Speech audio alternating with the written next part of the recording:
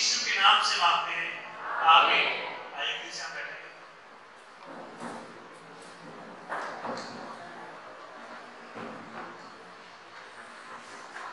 Hallelujah.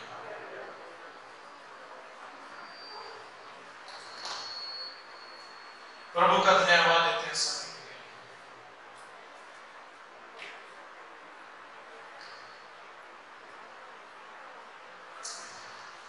तो आप सब जानते हैं कि हमारा विषय क्या है, बेदारी।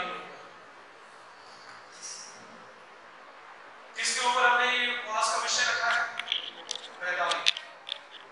हमें अपने जीवन में बेदारी की जरूरत है।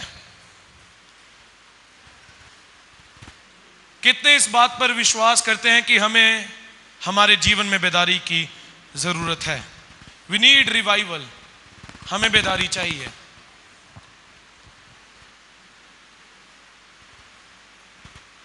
रिवाइवल का मतलब है, बेदारी का मतलब है to restore back to life, वापिस से हमें जीवन में जोड़ना।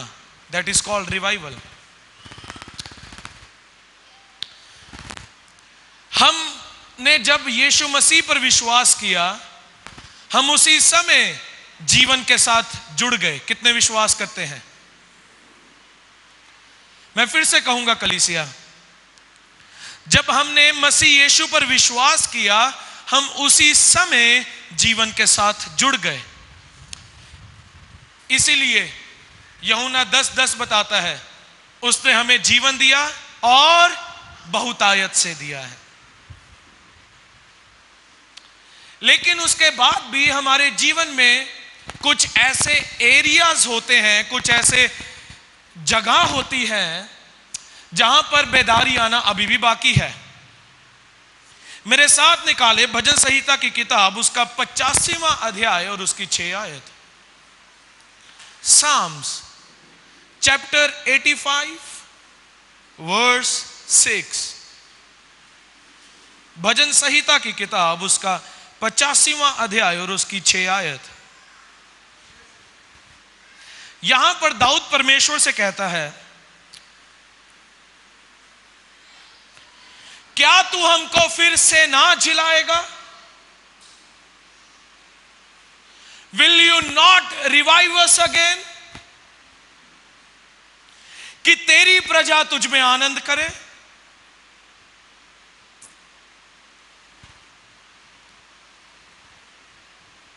अब मैं आपको जो यहां पर बताने के लिए जा रहा हूं, मैं ये नहीं कह रहा कि आपको वापिस से आपने यीशु के जीवन को प्राप्त नहीं किया। मैं वो बात नहीं कर रहा हूं। हमें बेदारी की जरूरत है, स्पिरिट की रिवाइवल की, आत्मिक बेदारी की हमें जरूरत है। क्योंकि हमारे जीवन के कुछ ऐसे क्षेत्र हैं जहां पर हम कभी कभी निर्बल महसूस करते हैं, कमजोर महसूस करते हैं। कई बार आप सबके साथ ऐसा होता है, कई बार ऐसा लगता है कि प्रार्थना करने को दिल नहीं करता। हमें बेदारी की वहां जरूरत है। कई बार बाइबल पढ़ने को दिल नहीं करता, हमें वहां पर रिवाइवल की जरूरत है। हम किसी को क्षमा नहीं कर पा रहे हैं, वी नीड रिवाइवल। हम किसी से प्रेम नहीं कर पा रहे, अनकंडीशनल, बिना शर्त का प्यार, हमें बेदारी चाहिए।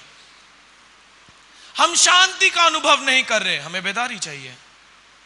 इन एरियाज में हमें बेदारी की जरूरत है। इसलिए दाऊद प्रार्थना करता है, क्या तू हमें फिर से ना जिलाएगा कि तेरी प्रजा तुझ में आनंद करे?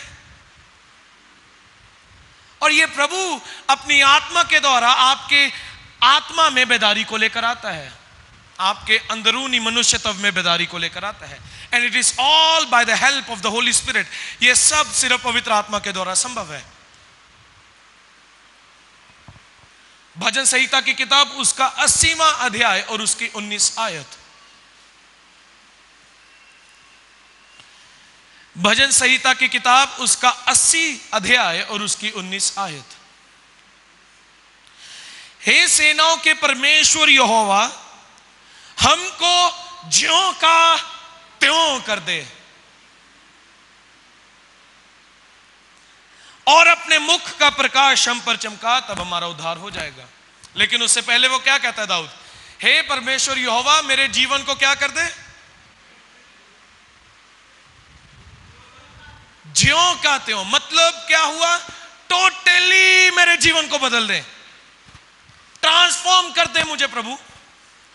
ऐसा नहीं कि मेरे कुछ घाव हैं प्रभु, उस पर आप थोड़ी मरहम पट्टी कीजिए ताकि मेरे वो घाव चंगे हो जाएं और मैं आप में जी सकूं ना। वो प्रार्थना करता है, हे परमेश्वर यहोवा मुझे ज्यों का त्यों कर दे। That is called revival. ये बेदारी है। जो रिवाइवल है, जो बेदारी है, व्यक्तिगत रूप से आप उसका अनुभव करते हैं। मैं फिर से कहूंगा, जो रिवाइवल है, जो बेदारी है, आप उसका अनुभव व्यक्तिगत रूप से करते हैं, पर्सनली। जहां पर जो आप अनुभव कर रहे होते हैं, प्रभु आपके जीवन को ज्यों का त्यों कर देता है अपने वचन के अनुसार, और आप पूर्ण बदल जाते हैं। जहां आपका प्रार्थना करने को मन नहीं करता, अब आपका प्रार्थना से उठने का मन नहीं करता, ज्यों का त्यों। जहां पर आपका बाइबल पकड़ने को दिल नहीं करता, अब वहां पर आपका बाइबल छोड़ने को मन नहीं करता, ज्यों का त्यों। जहां पर आप क्षमा नहीं कर पा रहे थे, अब आप किसी से नाराज नहीं रह पा रहे हैं, ज्यों का त्यों, ज्यों का त्यों।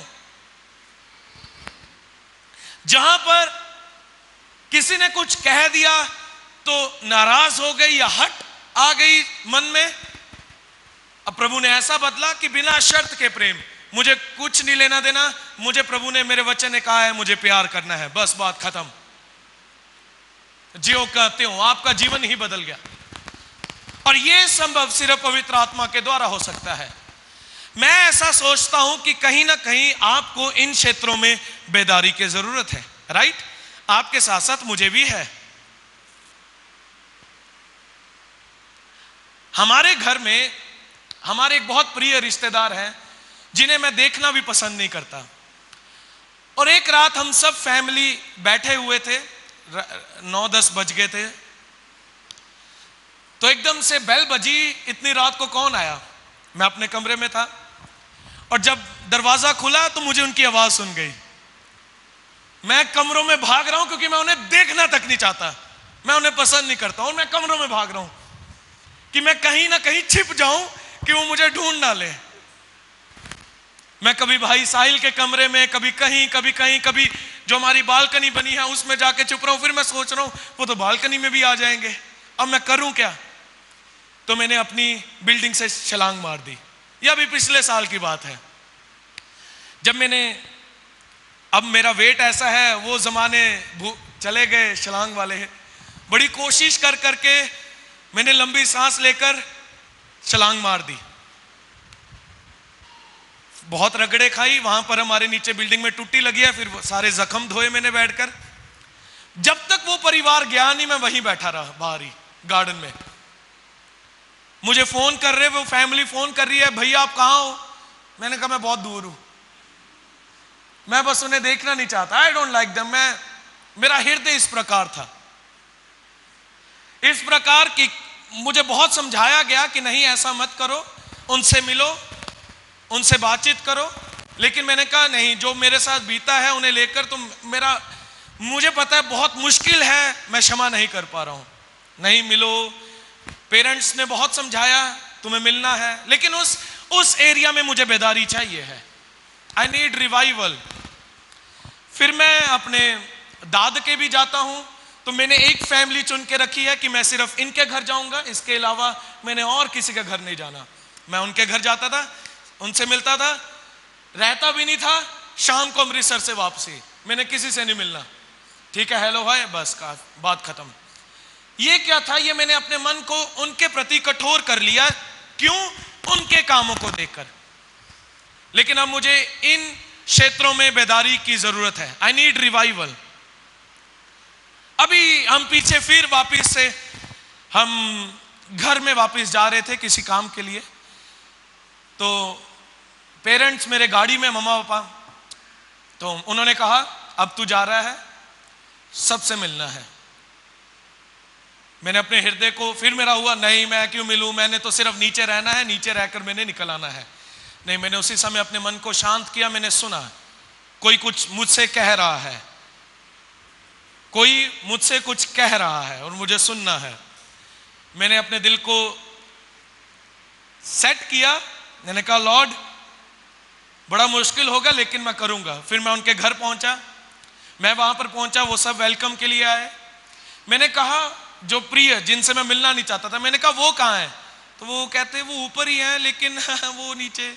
तो मैं सीधा उनके पास उनके कमरे में चला गया, उनसे बातचीत किया, मैंने उनसे मिल लिया, बात खत्म।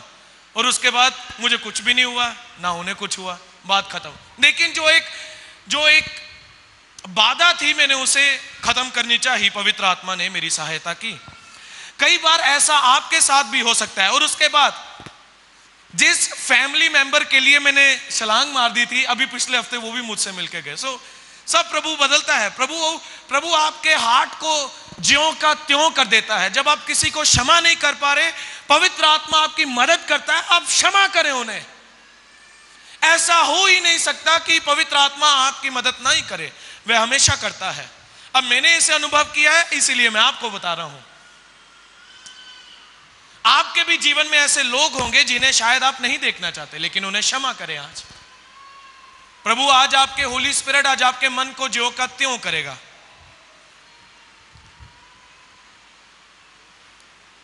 बदल दें अपने जीवन को। शायद आपका मन नहीं कर रहा प्रार्थना करने का, पवित्र आत्मा की सहायता मांगे। प्रभु मैं आपसे प्रार्थना करना चाहता हूं। मैंने अभी, ये शारीरिक स्वभाव है, आपको बेदारी की जरूरत है। मैंने अभी पिछले दिनों में एक स्टेटस डाला था, force your flesh to pray. अपनी देह को थोड़ा फोर्स लगाएं कि प्रार्थना करने के लिए बैठे, क्योंकि इसका दिल नहीं करता। बेदारी कहां से शुरू होती है? आपकी स्पिरिट से, आपकी आत्मा से, और आप उसका प्रभाव फिर अपने बाहरी रूप से भी देखते हैं। इसलिए दाऊद यहां पर प्रार्थना करता है, प्रभु मेरे जीवन को ज्यों का त्यों कर दें। आज कितने ये प्रार्थना करेंगे, प्रभु मेरे जीवन को ज्यों का त्यों कर दे? क्योंकि बहुत से ऐसे एरियाज हैं जिनमें मैं अगर संघर्ष कर रहा हूं तो संभव है आप भी कहीं ना कहीं कर रहे होंगे। हमें बेदारी चाहिए। आज हम क्षमा करेंगे, आज हम सबसे प्रेम करेंगे, आज हम प्रभु के साथ समय बिताएंगे। जो प्रभु का है हम वह समय प्रभु को देंगे, जो किसी और का समय हम उसको देंगे। लेकिन हम सब कुछ अब सही ढंग से अपने जीवन को जिएंगे, एक बेदारी से भरा हुआ जीवन। दूसरा इतिहास 7 अध्याय और उसकी 14 आयत।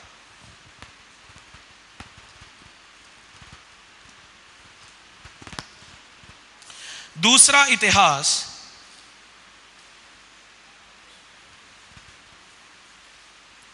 उसका 7 अध्याय और उसकी 14 आयत।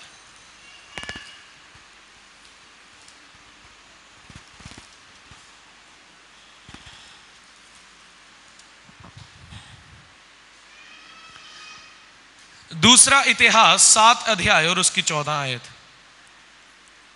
तब यदि मेरी प्रजा के लोग मेरे कहलाते हैं दीन होकर प्रार्थना करें और मेरे दर्शन के खोजी होकर अपनी बुरी चाल से फिरें, तो मैं स्वर्ग में से सुनकर उनके पाप क्षमा करूंगा और उनके देश को ज्यों का त्यों कर दूंगा।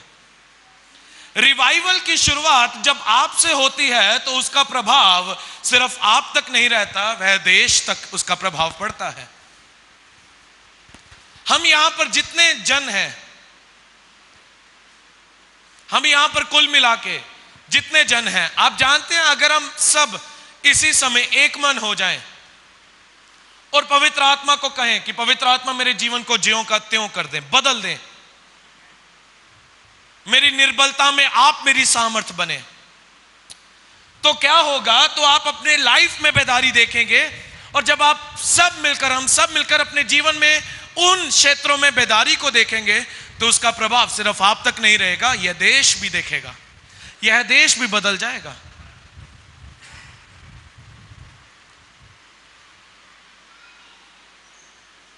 प्रभु के सिर्फ 12 चेलों ने पूरी दुनिया हिला दी, पूरा वर्ल्ड हिला दिया, सिर्फ 12 जनों ने। आज हम बहुत गिनती में हैं। आप समझ पा रहे हैं? 12 लोगों ने दुनिया हिला दी, हम तो बहुत गिनती में हैं। लेकिन हम क्यों नहीं हिला पा रहे किसी को? क्योंकि बेदारी अभी नहीं आई। स्पिरिट की रिवाइवल हमें चाहिए, जहां पर हम एक जलन के साथ मसीह के लिए जीना शुरू करें, एक पैशन के साथ मसीह के लिए जीना शुरू करें। जैसा उसने मेरे जीवन को ज्यों का त्यों कर दिया, वैसे ही वह मेरे देश को भी ज्यों का त्यों करे। लेकिन इसके लिए वचन क्या कहता है? तब यदि मेरी प्रजा के लोग जो मेरे कहलाते हैं, अब रिवाइवल के लिए क्या करना होगा? दीन होकर मुझसे, देखो जी, मैं तो हूं लेटा बिस्तर पर, प्रभु का समय आएगा, प्रभु ने इस्तेमाल करना होगा, वो इस बिस्तर से ही मुझे उठाकर ले जाएगा। अरे क्या बातें कर रहे हो?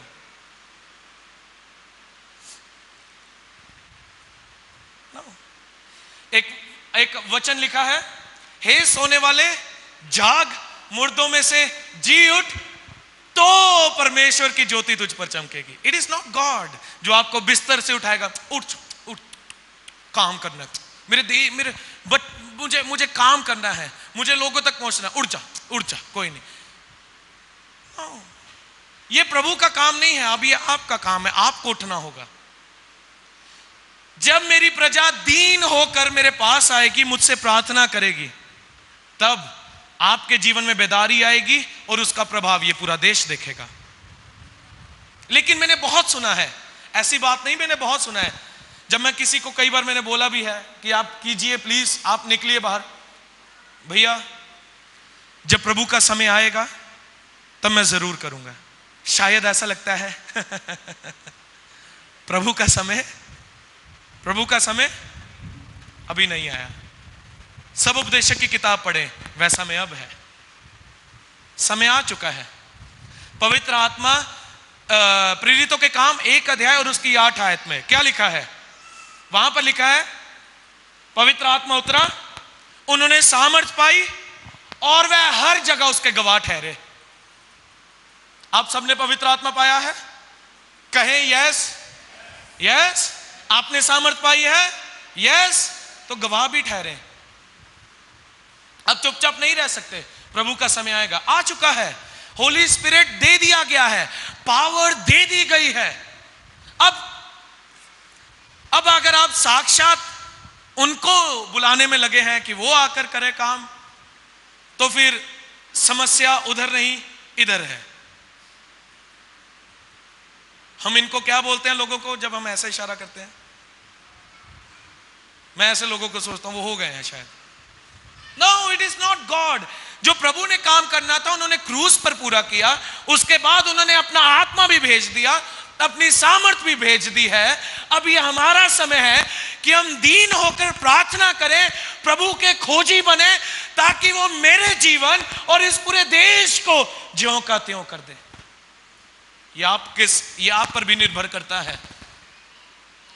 ठीक है, लगे हैं पास्टर विजय, अब तो पास्टर सैम भी आ गए, साजन जी भी आ गए, 3 काफी हैं, हम अपना काम करें। नो, ये ऐसे संभव नहीं हो पाएगा। आप काम करते हैं और उसके साथ साथ जब आप प्रभाव डालेंगे बाहर, तो इसका दुगना प्रभाव आप देखेंगे पढ़ते हुए। आई अप्रिशिएट कि जितने वर्किंग लोग हैं, जितने बिजनेस करते हैं, मैं अप्रिशिएट करता हूं अगर मैं कहूं कि आप उसके साथ साथ अपने जीवन को भी रिवाइवल के साथ जीना शुरू करें, ताकि जब आप काम पर भी जा रहे हैं तब भी सिर्फ आप उसकी महिमा को प्रकट कर रहे हैं। राइट? सो कितनों की आज ये प्रार्थना होगी, प्रभु मेरे जीवन को ज्यों का त्यों कर दें, बदल दें। बहुत साल हो गए हमें एक सा जीवन जीते हुए, लेकिन अब मेरे जीवन को ज्यों का त्यों कर दें, लॉर्ड बदल दें। कितने प्रभु के लिए जीना चाहते हैं? ध्यान से हाथ उठाइएगा, फिर प्रभु काम भी लेगा आपसे। ठीक है, कितने जीना चाहते हैं प्रभु के लिए? कितने प्रभु के राज्य में काम करना चाहते हैं? Amen. So good, so good. Lord आप इनके हाथों को देखिए फादर, जिन्होंने पिता अपने आप को आपके हाथों में एक बार फिर सरेंडर किया है। फादर, पिता, होली स्पिरिट इनके जिन एरियाज में अभी भी काम होना बाकी है, पवित्र आत्मा आज इसी समय इनके जीवन को आप ज्यों का त्यों कर दें फादर। हम दीन होकर आपके सम्मुख आते हैं और आपसे प्रार्थना करते हैं फादर। हम दीन होकर आते हैं। जो भी बातें हमारे विचारों में घूम रही हैं, हम उन्हें साइड पर रखते हैं। आइए उन बातों को अलग कर दें। हम सिर्फ प्रभु की ओर अपना ध्यान लगाएं। वचन बताता है दीन होकर, जब मेरी प्रजा के लोग मुझसे दीन होकर प्रार्थना करेंगे, मेरे दर्शन के खोजी होंगे, तो मैं उनके जीवन को और इस देश को ज्यों का त्यों कर दूंगा। आइए कलीसिया हम सब एक मन हो जाएं। रींदला खमोनिंदे इंदरो को लाखा मनंदली बेरिशंदला। होली स्पिरिट, आप हमारे बीच में हैं, आपकी पावर हम में है। फादर, हम एक बार फिर आप अपने आप को आपके हाथों में समर्पित करते हैं। हमें इस्तेमाल कीजिए। जब हम आज की दोपहर को इस स्थान को छोड़कर जाएं, तो पिता, हम इन आने वाले हफ्तों में जो हमारे जीवन में बदलाव हमने देखा है, जो प्रभाव हमने आपके वचन से पाया है, वो प्रभाव हम बाहर जाकर लोगों में के बीच में दिखाएं। जो जीवन आपने हमारा ज्यों का त्यों कर दिया, वह जीवन का प्रभाव हम बाहर जाकर दिखाएं। होली स्पिरिट, हमारी मदद कीजिए। बहुत सी बातें कठिन हैं जो पूरी नहीं हो पा रही। हम किसी को क्षमा नहीं कर पा रहे, हम किसी से प्रेम नहीं कर पा रहे, हमारा प्रार्थना करने को दिल नहीं करता, बाइबल पढ़ने को दिल नहीं करता। होली स्पिरिट, हमारी मदद कीजिए फादर। होली स्पिरिट, मदद कीजिए ताकि हम आज से आपके वचन के अधीन होकर अपना जीवन जीना शुरू करें। हमारे जीवन को ज्यों का त्यों कर दीजिए। सभी शारीरिक बातें इसी समय हमें छोड़कर चले जाएं जो हमारे आत्मिक जीवन में रुकावटें लेकर आई हुई हैं। फादर, मैं धन्यवाद करता हूं कि आए हुए एक एक जन को आपने आशीष किया। एक एक जन के जीवन को पवित्र आत्मा आपने ज्यों का त्यों कर दिया। आज से प्रभु हम आपके लिए जीना शुरू करेंगे। We will live for you, Father. हम आपके लिए जिएंगे। जो काम यीशु आपने हमारे लिए क्रूस पर किया, हम उसके लिए धन्यवादी हैं। हमारा जीवन आपका है, हमारे जीवन के मालिक आप हैं, हमारे जीवन के राजा आप हैं। फादर, हम आज से हम सब कलीसिया एक बार फिर एक मन होकर आपके हाथों में अपना जीवन देते हैं। होली स्पिरिट, धन्यवाद कि आप हमारे जीवन में बेदारी को लेकर आए हैं। आपने हमारे जीवन को ज्यों का त्यों कर दिया। जो बातें हमसे पूरी नहीं हो रही थी, उन बातों को पवित्र आत्मा हमारी सहायता कीजिएगा ताकि पूरी हो सकें। हमारी निर्बलता में आप हमारी सामर्थ्य बनी है। मैं धन्यवाद करता हूं कि आपने हमारी प्रार्थना को सुना है। यीशु के नाम में आमीन।